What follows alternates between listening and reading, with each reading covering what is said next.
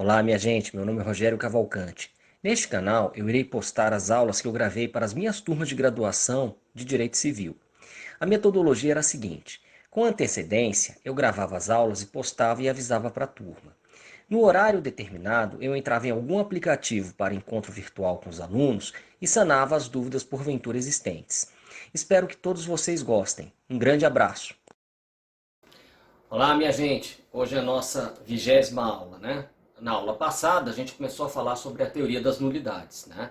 E a gente tratou das espécies. A gente primeiro diferenciou, né?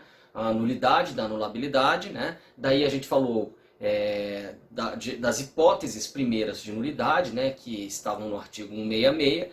Depois a gente avançou para uma hipótese muito especial de nulidade, que é a simulação. A gente falou da simulação absoluta, da simulação relativa, lembrando que a simulação ela é absoluta quando existe apenas um negócio simulado e não existe um negócio dissimulado. Por isso ela é absoluta, porque acabou, acabou. Tá? Não tem mais o que analisar. Na simulação relativa eu tenho um negócio simulado e tenho um negócio dissimulado.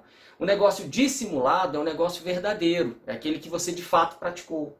Mas você encobriu com uma mentira, que é o negócio simulado.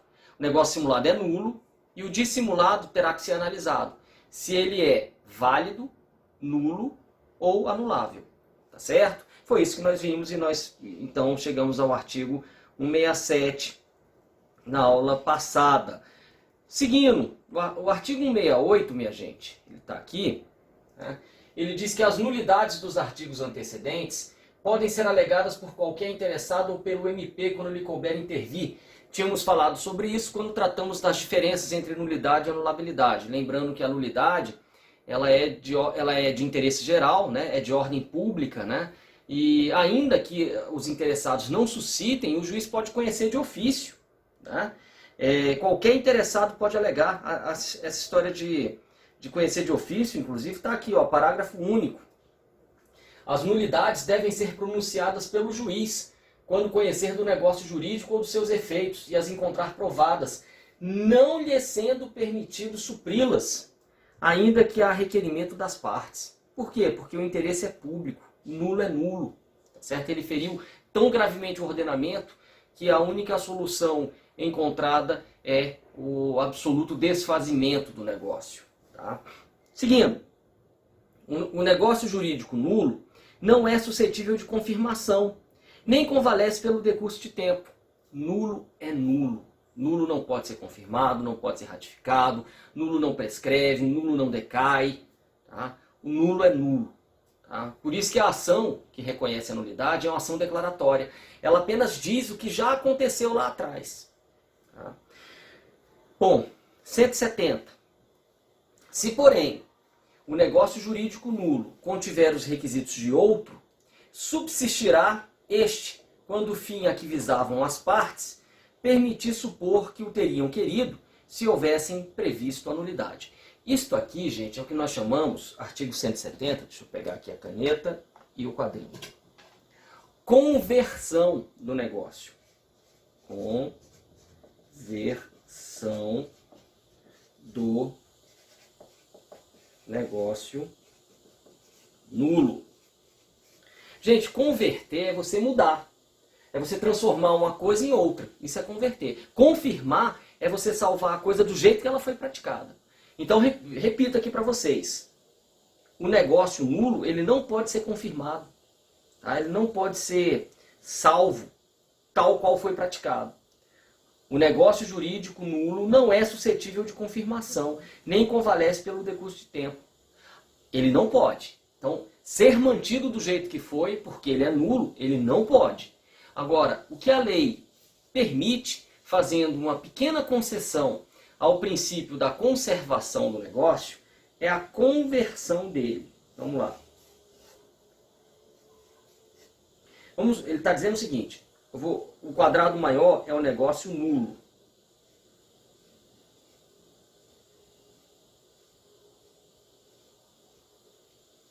O negócio maior, o quadrado maior, é um negócio nulo. Tá? Aí o que, é que a lei está dizendo? Ele é nulo. Tá? No nosso exemplo, ele é nulo. Tá? Se, porém, o negócio nulo, esse aqui é nulo, contiver os requisitos de outro, eu apago a parte podre, eu apago a parte que torna ele nulo. Se eu apagando a parte que torna ele nulo, podre, se houver requisitos, cláusulas e requisitos suficientes para sobrar alguma coisa que possa ser entendida como algum negócio, esse negócio ele será conservado. Sobrou isso aqui. Ah, Rogério, dá um exemplo. Olha só. Gente, eu já falei para vocês sobre promessa de compra e venda. Promessa de compra e venda é um contrato preliminar, certo? A promessa de compra e venda, ela não precisa ter os requisitos da compra e venda, porque ela é apenas uma promessa. Ela é apenas um contrato que traz para o contratante a obrigação de celebrar a compra e venda definitiva lá no futuro. Quando o código diz que a transferência de imóveis exige escritura pública, é a transferência sim, não é a promessa de transferência. Tá certo? Então onde é que eu vou chegar? Olha só, um sujeito, ele faz um contrato, chama esse contrato de contrato de compra e venda particular da mansão situada no Lago Sul. A mansão situada no Lago Sul, ela é muito cara. Para eu vender essa mansão, eu preciso de escritura pública, artigo 108 do Código Civil. Então eu posso dizer que esse contrato de compra e venda não observou a forma exigida em lei. Qual é a forma exigida em lei? Escritura pública. Então ele não observou. Tá, então deixa eu apagar. Ele não vai valer como a compra e venda definitiva. Ele não pode, porque a compra e venda ela só pode ocorrer por meio de escritura pública. Apaguei a parte podre. Sobrou alguma coisa? Sim. Sobrou um contrato que fala sobre um pagamento de um valor e a transferência de um imóvel. Não transferiu ainda porque foi feito por contrato particular, mas existe já aí uma vontade de transferência. Poxa, então esse negócio nulo, ele contém os requisitos de um contrato mais simples, chamado promessa de compra e venda. Olha que interessante. O contrato que é nulo, que foi chamado de compra e venda, ele não pode ser aproveitado como compra e venda.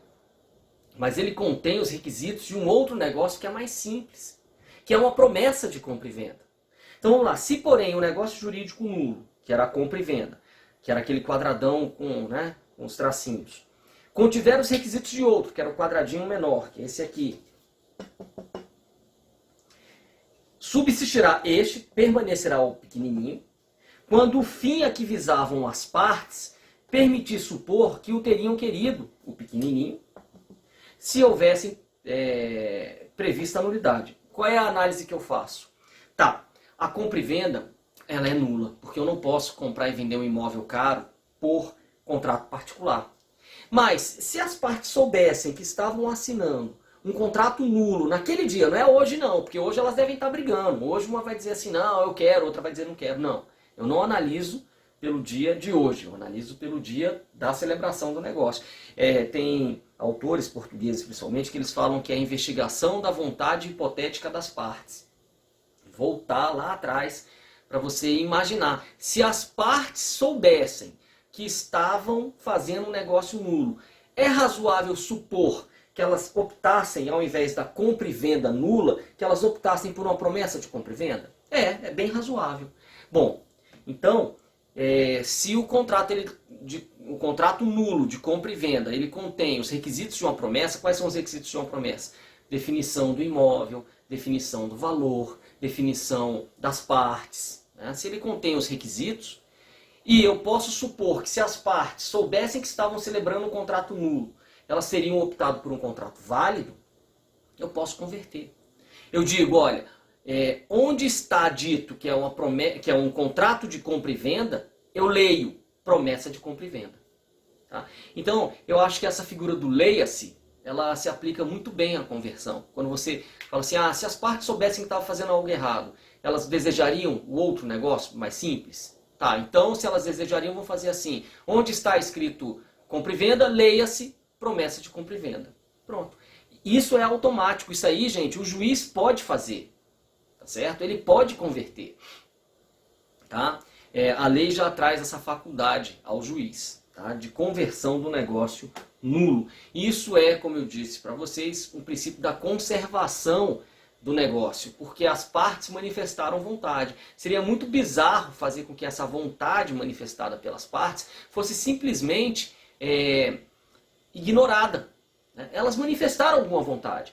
Pode ter sido que a vontade não tenha sido suficiente para contemplar os requisitos do negócio mais complexo. Mas eu posso aproveitar aquilo ainda, eu posso limpar a parte podre e aproveitar aquilo como um negócio mais simples. Qual o nome disso? Conversão do negócio. Beleza? Então vamos lá. Artigo 171. Além dos casos expressamente declarados na lei, é anulável o negócio jurídico. Gente, então nós encerramos nulidade e vamos agora para anulabilidade. Tá? Então quais são os casos de anulabilidade? Quais são os negócios anuláveis? Incapacidade relativa do agente, vocês já sabem disso desde o primeiro semestre. Vício resultante de erro, dolo, coação, estado de perigo, lesão ou fraude contra credores. Isso aqui nós vimos agora, né? Então, eu frisei muito para vocês que toda vez que vocês se deparassem com um defeito de negócio jurídico, normalmente ele engendrava a sua anulabilidade. Tá? Ou seja, a parte prejudicada ela vai ter que falar, olha, fui prejudicado e quero desfazer o negócio. Tá? O juiz, se alguém contar uma historinha numa petição e o juiz falar assim, cara, esse cara queria falar sobre fraude contra credores, mas ele não falou e ele não pediu o desfazimento do negócio. Ele falou que era credor quirografário, ele falou que era tudo, que o outro lá era devedor insolvente, mas ele falou que olha só esse exemplo que interessante, vamos lá, eu acabei de pensar num exemplo aqui. O sujeito ele vai contar uma historinha para o juiz, porque hoje em dia, gente, eu tenho lido petições, né? E eu tenho visto alguns problemas do advogado se perder no meio do caminho. O advogado ele tem que ser lógico, né? E preciso, né? Ele não precisa ficar floreando muita coisa. Já se foi o tempo em que se mostrava erudição, né? Para se tentar ganhar uma ação. Uma petição hoje muito complexa, na velocidade da informação hoje, ela traz desvantagem estratégica para o seu cliente. Tá? Então, vejam só, às vezes o advogado ele quer falar sobre tudo, né? Aí ele diz que tinha um credor quirografário e que esse credor quirografário ele foi prejudicado porque por várias coisas, 2 pontos. Né? O devedor insolvente vendeu o imóvel para seu primo que sabia da insolvência, etc. e tal, e tal, e tal, e tal, e tal. Mas aí ele conta essa historinha, mas ele também fala que o contrato era nulo, porque o contrato ele tinha um vício. Aí ele ele se confundiu, esqueceu que era um contrato tipicamente civil e alegou um vício do Código de Defesa do Consumidor. Tá? Vamos colocar a coisa errada. Aí o juiz está lendo lá, e o pedido? Que seja declarado nulo o contrato por força do artigo tal do CDC. Aí o juiz está lendo aquela história, está falando assim, caramba, esse cara, ele falou que havia um credor quirografário, que havia um devedor insolvente, que teve um ato de disposição patrimonial, que teve concilium fraudes. Pronto. Então ele está falando de fraude contra credores. Mas ele também falou, ele supôs que havia uma violação ao CDC e ele pediu apenas que o contrato fosse declarado nulo por violação ao CDC. Tá certo? Gente, olha só. Por mais que o juiz ele tenha coçado o dedo para reconhecer uma fraude contra credores, não pode. Não pode. Por quê? Porque a hipótese de anulabilidade ela tem que ter sido expressamente suscitada e pedida ao juiz para que ela pudesse incidir e que o negócio fosse desfeito por anulabilidade. Se ele não pediu, gente, por mais que o juiz ache que existe, não pode declarar. Tá certo? Então, cuidado, redobrem os cuidados quando os senhores forem falar de anulabilidade. O prejudicado ele tem que dar a cara a tapa e falar assim, ó, é anulável, eu não quero manter, que seja desfeito. Pronto, aí vem uma sentença desconstitutiva para apagar o negócio. Tá? o juiz pode conhecer de ofício apenas a nulidade, a anulabilidade não. Então é importante vocês conhecerem bem as hipóteses de anulabilidade para vocês entenderem que vocês são obrigados a pedir expressamente o reconhecimento dessa anulabilidade. Então quais são as hipóteses que o Código traz no artigo 171? Ele traz aqui a incapacidade relativa e os defeitos do negócio jurídico. Tá? São os únicos, professor? Não, não. Aí a gente pode ver o seguinte, olha só. Aqui no artigo 166, ele diz assim, ó. Cadê? Vou voltar aqui. 166 fala de nulidade. O último dispositivo do 166 diz que é nulo o negócio jurídico quando a lei taxativamente o declarar nulo ou proibir-lhe a prática sem combinar sanção. Então, gente, uma hipótese de nulidade é a lei falar simplesmente é proibido fazer isso. Você faz, então é nulo. Logo, né, por decorrência lógica, se o negócio for anulável, a lei tem que expressamente dizer que ele é anulável. O primeiro artigo que trata disso assim, com bastante clareza, né, aqui nesse capítulo, é o artigo 171. Ele diz, é anulável isso e aquilo. Mas existem outras hipóteses de anulabilidade que a lei fala também expressamente. E a gente já estudou. Lembram-se que quando a gente estudou representação, a partir do artigo 15, né, você ia em seguida lá e você via, salvo engano é o 17, que o 17, 17 ou 19, um dos dois. Né, que eles falam de duas hipóteses de anulabilidade, né, a questão lá do conflito de interesses e do negócio consigo mesmo. Né? Então, a lei fala é anulável, tá? Porque se a lei simplesmente falar assim, é proibido, aí seria nulo. Mas quando a lei fala é anulável, a gente viu o artigo 496, é anulável a venda de ascendente para descendente sem anuência dos demais, etc. E tal. Então, quando a lei quer que o negócio seja anulável, ela diz é anulável. Tá? Se ela simplesmente falar é proibido ou é nulo, é porque é nulo. Ok, gente? Então, mas as hipóteses mais marcantes de anulabilidade para a gente agora são incapacidade relativa e defeitos do negócio jurídico. As outras vocês vão ver espalhadas pelo código, mas o código vai expressamente dizer é anulável tal coisa. Tá? Porque se ele simplesmente proibir a celebração do negócio, ele será nulo. Bom, 172. O negócio anulável pode ser confirmado pelas partes, salvo direito de terceiro. Confirmado, gente, é ratificado. Você manter o negócio tal qual o negócio foi praticado. Se ele foi praticado como compra e venda, você vai manter todas aquelas cláusulas dizendo, olha, o negócio seria em tese anulável, mas eu gosto dele, eu quero manter. Pronto, ele é confirmado.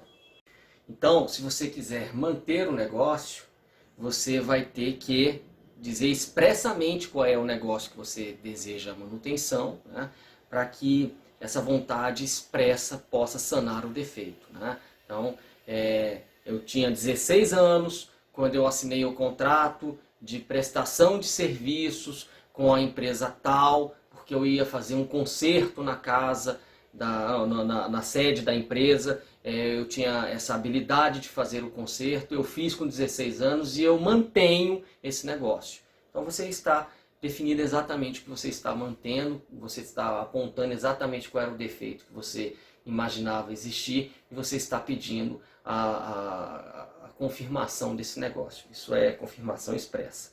Mas a confirmação expressa é a única? Não, gente. Nós temos também a confirmação tácita. Ele está dizendo aqui, ó, artigo 174, é escusada a confirmação expressa quando o negócio já foi cumprido em parte pelo devedor ciente do vício que o inquinava. Tá? Então, olha só, vamos supor nesse mesmo exemplo, eu prestei serviços. Né? Aí, quando eu completei 18 anos, o dono da empresa falou assim, olha, Rogério, você fez concertos aqui a partir dos 16 anos, eu lhe paguei. Consertou aos 16, aos 17, aos 18, etc. Né? E eu quero saber de você o seguinte, você sabe que você celebrou um negócio anulável e qual vai ser a providência que você vai tomar? Porque nós ainda temos dentro daquele contrato guarda-chuva que você assinou aos 16 anos, dizendo que sempre que precisássemos, nós poderíamos ver se você tinha disponibilidade para realizar esse tipo de conserto aqui. E eu estou precisando de você aqui semana que vem, para você fazer um novo conserto, segundo as cláusulas acordadas lá no contrato que você celebrou comigo com 16 anos. E aí, como é que faz? Bom, aí vamos supor que então eu fui cientificado do vício que inquinava o negócio, né? Aí eu fui e cumpri o contrato. Eu não respondi nada. Semana seguinte eu apareci lá, né? Recebi, tá lá a confirmação no meu WhatsApp que eu recebi a mensagem, e eu fui lá e cumpri, tá certo? Então o que é que eu fiz com aquele contrato? Eu confirmei. Expressamente eu falei, quero manter o... Não. Eu fui lá, ciente do vício que contaminava o negócio, eu continuei cumprindo. Então, gente, olha que perigo isso. Você tem 4 anos para alegar um defeito do negócio jurídico. Mas ficar provado que você sabia do defeito e você continuou espontaneamente cumprindo o negócio, aquele vício está sanado. Confirmação. Cuidado quando vocês forem orientar seus clientes, tá? Então, por exemplo, tem um contrato que você quer desfazer, mas você tem medo de ficar em mora. Então, o que é que você faz? Você vai lá, pede para o juiz você move uma ação e você pede liminarmente para descumprir o contrato, vez que você entende que há o defeito que você apontou. Mas se o juiz entender que não há o defeito liminarmente e que ele prefere aguardar a instrução, você diz que você não está cumprindo espontaneamente. Você pede apenas para o juiz para que você cumpra, sem que isso represente um reconhecimento ou uma confirmação do negócio. Você cumpre momentaneamente para evitar uma eventual declaração de resolução do contrato por culpa sua. Não, se o juiz definir que está ok, talvez isso seja mais prudente, né? Embora a lei nem exija isso. Para a lei, se você fosse usar a letra fria da lei, era tudo ou nada. Você entrava com a ação, pedia o desfazimento, parava de cumprir. Ele, em reconvenção, alegaria que você descumpriu, e você alegaria que você descumpriu por um justo motivo, que foi a anulabilidade, e aí deixaria na mão do juiz decidir. Se o juiz decidisse que o contrato não era anulável, você ia ter que responder pelos encargos da mora. Tá? Mas eu acho que a minha primeira opção, embora ela não esteja expressa na lei, eu acho que ela é mais cautelosa, né? Você vai, move a ação, pede liminarmente para descumprir o contrato, porque você entende que há uma anulabilidade flagrante ali, mas se o juiz entender que não há condições de dar essa liminar, que o seu cumprimento não represente uma confirmação do negócio, mas apenas uma forma de evitar um inadimplemento e a incidência dos efeitos da mora na hipótese de eventual insucesso da demanda, tá certo? Se tiverem dúvida quanto a isso, me perguntem na aula ao vivo, tá? Gente, a confirmação expressa ou a execução voluntária do negócio anulável, nos termos dos artigos 172 a 174, importa a extinção de todas as ações ou exceções que contra ele dispusesse o devedor. Ou seja, confirmou, meu amigo, já era, você não tem mais por que ficar brigando porque o negócio é anulável. Né? 176. Quando a anulabilidade do ato resultar da falta de autorização de terceiro, será validado se este ader posteriormente. Então, vamos lá. Quando a anulabilidade do ato resultar da falta de terceiro, será validado se este ader posteriormente. Eu precisava vender meu imóvel. Sou casado no regime da comunhão parcial. Tá? O bem era comum. Vendi o imóvel. Tá? E a minha esposa não me deu a autorização para vender.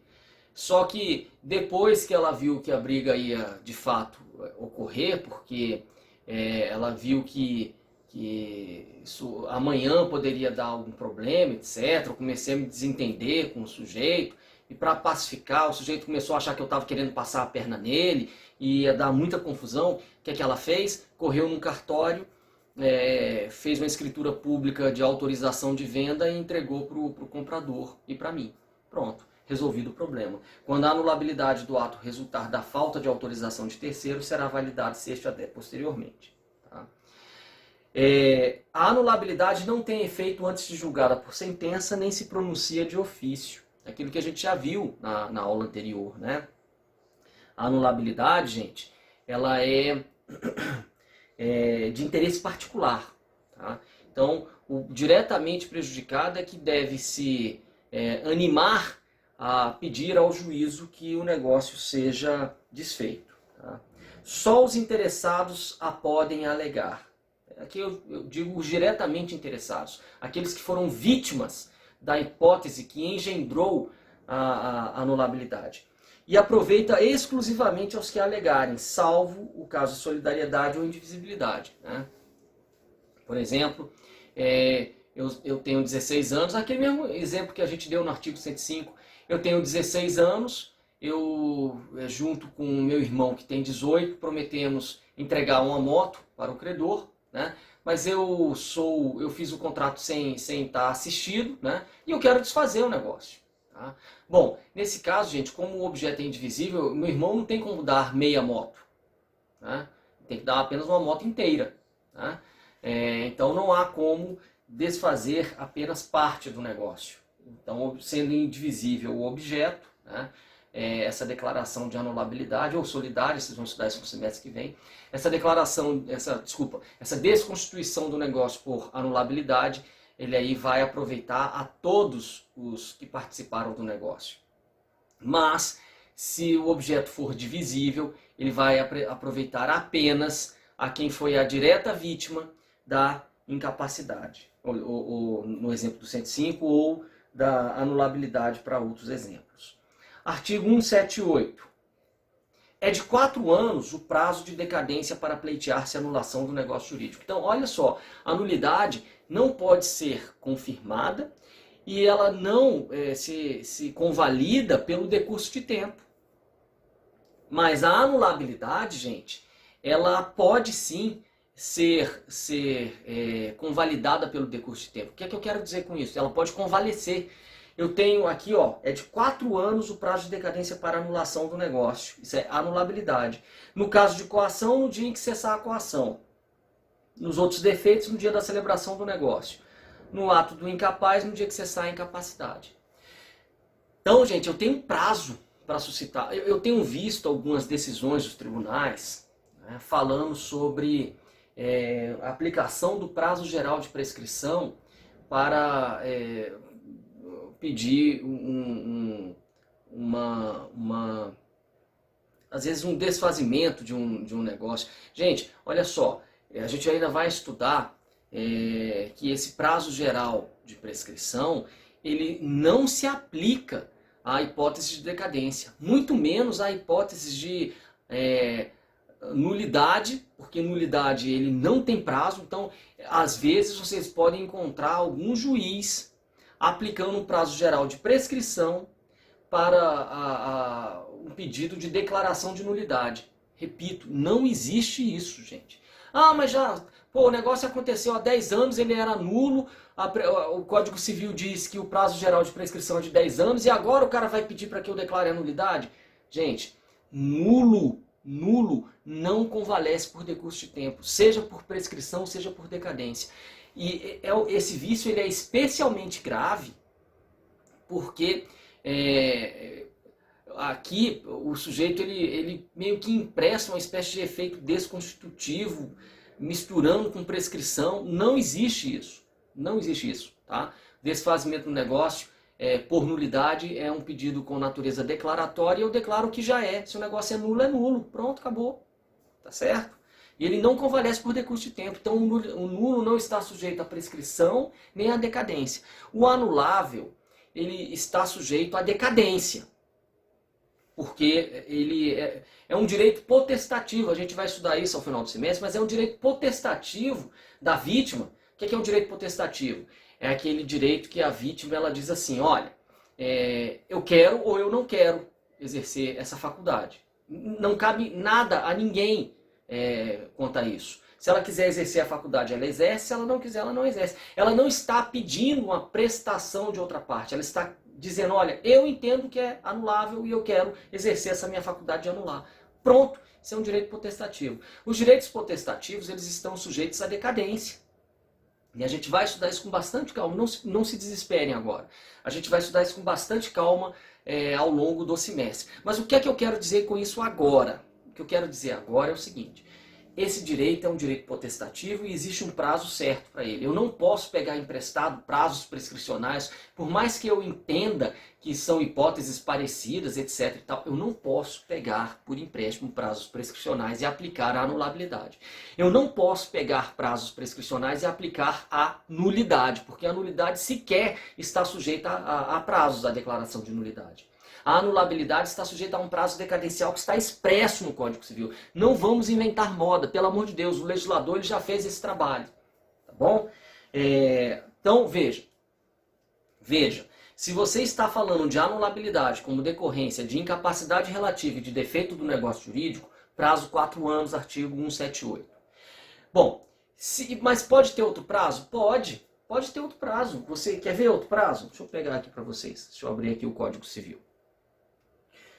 Então, minha gente, aberto aqui o Código Civil, vejam só, artigo 119, eu já tinha até citado esse artigo para vocês. É anulável o negócio concluído pelo representante em conflito de interesses com o representado, se tal fato era ou devia ser do conhecimento de quem com aquele tratou. É de 180 dias a contar da conclusão do negócio ou da cessão da incapacidade o prazo de decadência para pleitear-se a anulação prevista nesse artigo. Então, veja, é uma hipótese de anulabilidade? É. Tem prazo específico de desfazimento? Tem, 180 dias. É este o prazo. Não inventa moda, é este o prazo. Agora, olha só. Artigo 117.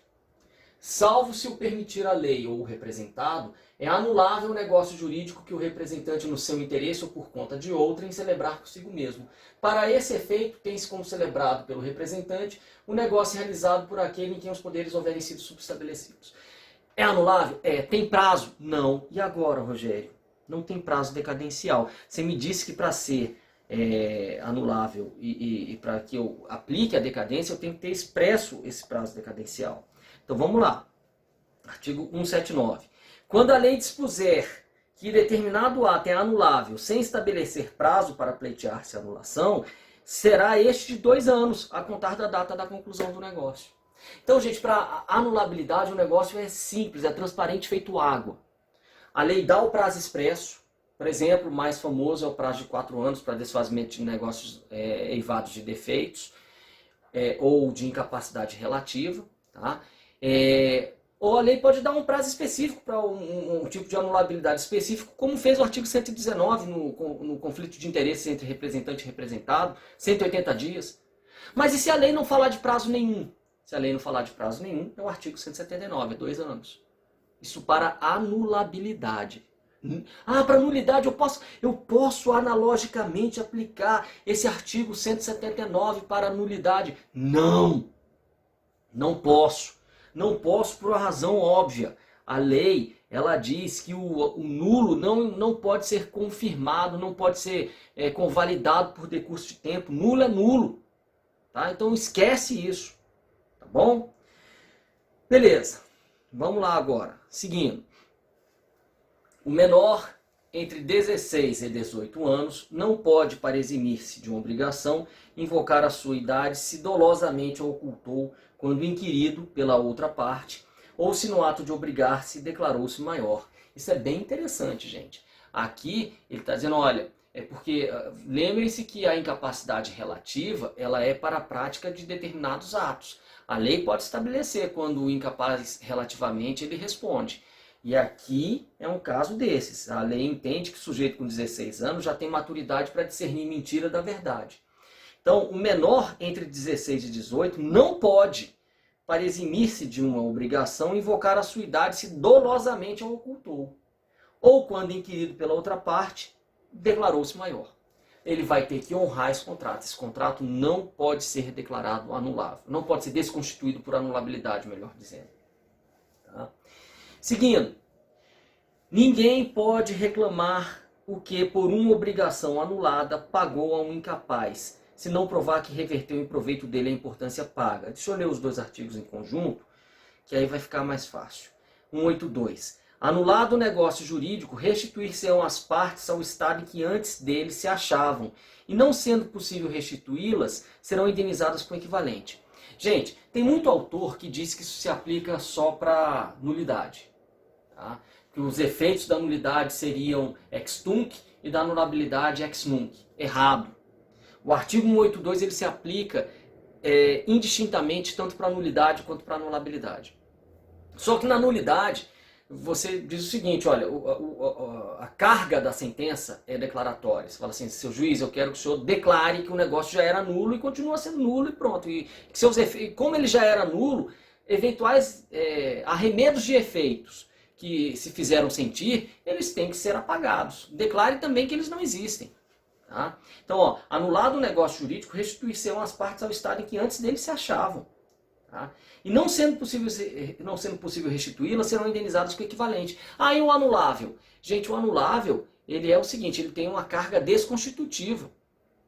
Então, eu digo, ó, com 18 anos eu digo, ó, fiz um contrato com 16 sem assistente. Gente, como é que eu vou anular isso se eu não voltar ao passado? E qual o sentido de anular aquilo se eu não puder apagar os efeitos? Então eu não posso dizer, é um contrassenso também, a doutrina brasileira ela é pródiga neste tipo de erro. Né? Dizer que os efeitos da anulabilidade são ex nunc, não são. Os efeitos da anulabilidade são ex tunc também, tanto da anulabilidade quanto da nulidade. Eu volto e apago tudo, e restituo as partes ao estado anterior. Beleza, essa é a regra geral. Então, a compra e venda é anulável. O que é que eu faço? Devolvo o bem e recebo o dinheiro de volta. Simples assim. Tá? Mas, gente, aí vem um outro problema. E se houver menor na jogada?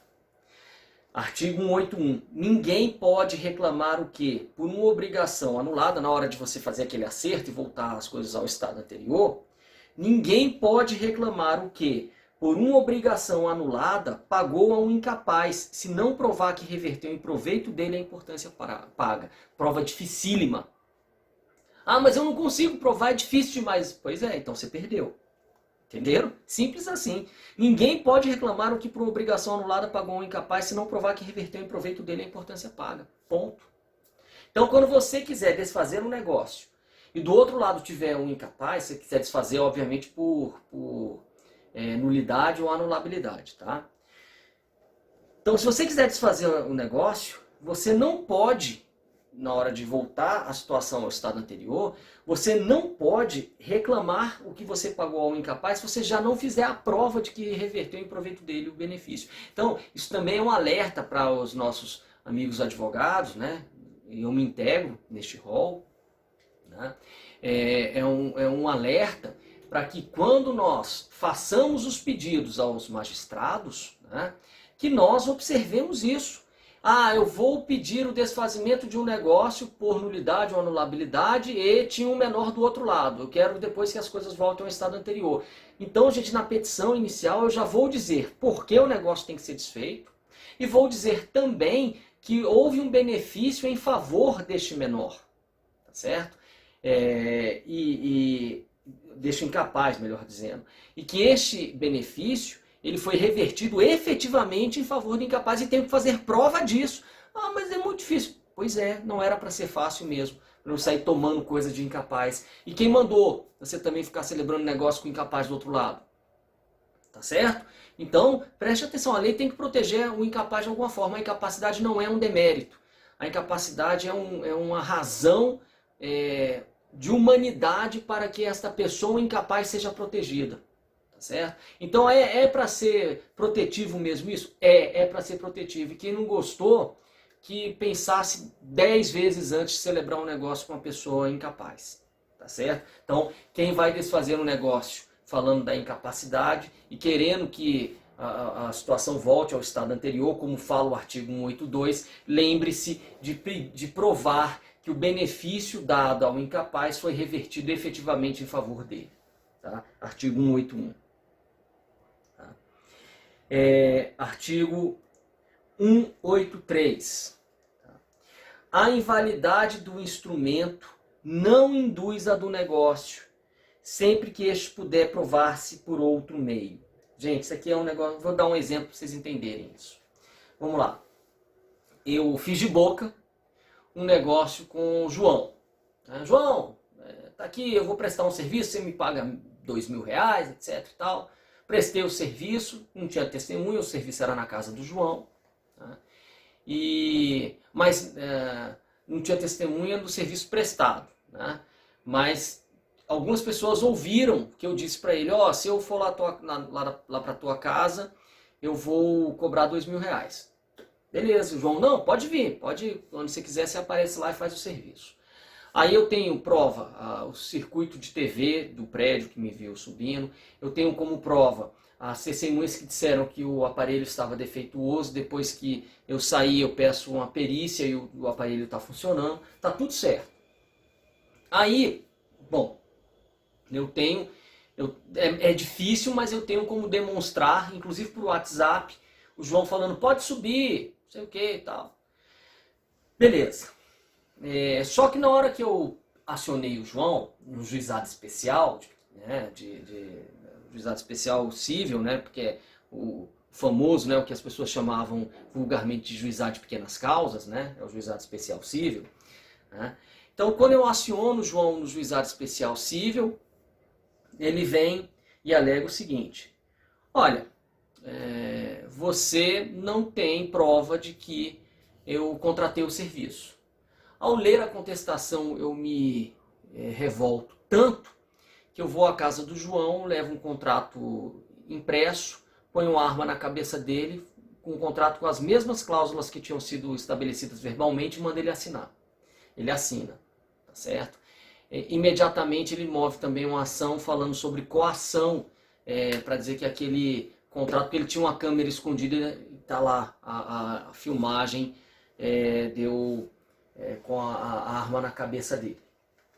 Bom, então olha que coisa inusitada. Existe um contrato verbal, válido, com testemunha da celebração, com circuito de TV me vendo subir, me vendo descer, com perícia mostrando que o aparelho que eu disse que ia consertar está funcionando, com tudo. Tá? Mas eu, assodado que sou, quando li a contestação, obriguei o João a assinar um contrato. Então, coagi o João.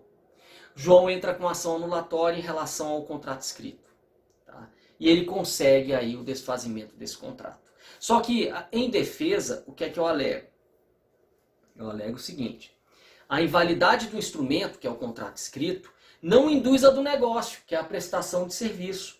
Sempre que eu possa provar este negócio por outro meio. Aí eu continuo tocando a minha ação de cobrança e provo testemunha dizendo que eu ia consertar, junto peço circuito de TV. A prova pericial no juizado especial não cabe, mas eu tinha uma análise que o próprio réu juntou. Ele juntou lá dizendo que o equipamento estava funcionando. Né? Ele juntou um laudo, ele mesmo juntou um laudo dizendo que o equipamento funcionava, para supor que o equipamento não foi consertado, mas que ele sempre funcionou. Mas aí quando eu disse que as testemunhas viram o João dizer que o equipamento estava defeituoso e agora ele junta o laudo dizendo que o equipamento funciona, é porque eu consertei, somado isso às testemunhas e à prova do circuito de TV me vendo subindo e descendo. Então o juiz ele se convence que, mesmo não tendo uma perícia judicial, mas tem uma prova pericial unilateral que o próprio réu produziu e juntou contra ele. Tá certo? Bom, eu provei por outros meios que existia um contrato de prestação de serviço? Provei. Aí, e aquele contrato escrito? Ele é anulável. Eu raso aquele contrato escrito. Mas eu posso provar que o negócio em si aconteceu. Eu posso provar de outras formas. Entenderam isso, gente? Então, nem tudo está perdido. Quando o instrumento escrito ele é anulável, né, ou nulo, você pode provar que o negócio aconteceu de outra forma, né? Respeitada a intenção das partes, a invalidade parcial de um negócio não prejudicará na parte válida se esta for separável. A invalidade da obrigação principal implica das acessórias, mas as acessórias não induzem a da principal. Está dizendo aqui o seguinte, gente. O contrato tem 100 cláusulas. Uma delas é nula. Se eu conseguir manter o contrato, se o contrato continuar fazendo sentido, eu consigo manter o contrato tirando essa cláusula, maravilha, eu posso tirar. Artigo 184. Tá? O contrato ele pode ter uma nulidade parcial. Beleza, gente? Eu espero que vocês tenham entendido. Se vocês não entenderam alguma coisa, por favor, me perguntem no nosso encontro ao vivo. Tá? Foi um grande prazer.